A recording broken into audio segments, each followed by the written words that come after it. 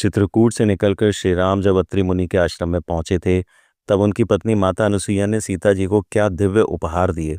सीता जी ने अपने स्वयंवर का क्या रहस्य बताया। वाल्मीकि रामायण में अयोध्या कांड के 118वें चैप्टर में वाल्मीकि जी लिखते हैं, सीता जी ने माता अनुसुईया से कहा, आप संसार की सर्वश्रेष्ठ स्त्री हैं, नारी का गुरुपति ही है। यदि मेरे पतिदेव चरित्रहीन या निर्धन होते तो भी मैं बिना किसी दुविधा के उनकी सेवा में लगी रहती, लेकिन यह तो अपने गुणों के कारण ही सबकी प्रशंसा के पात्र हैं, तब उनकी सेवा के लिए तो कहना ही क्या।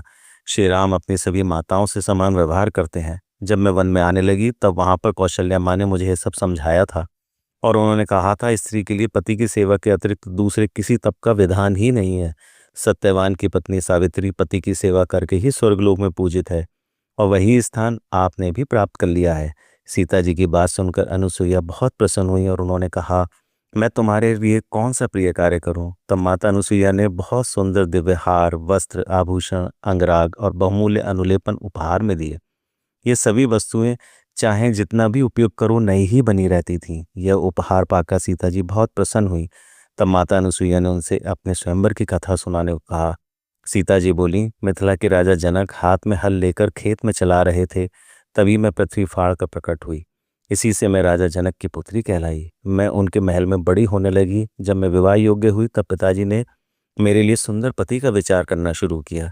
पिताजी ने एक महान यज्ञ किया था जिसमें वरुण देव ने एक दिव्य धनुष और बाणों से भरे हुए 2 तरकश दिए थे।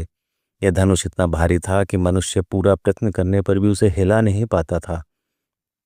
इस धरती के सारे राजा सपने में भी उस धनुष को झुकाने में असमर्थ थे। पिताजी ने सबसे पहले सभी राजाओं को आमंत्रित किया और उनसे कहा, जो मनुष्य धनुष पर प्रत्यंचा चढ़ा देगा वह मेरी पुत्री सीता का पति होगा।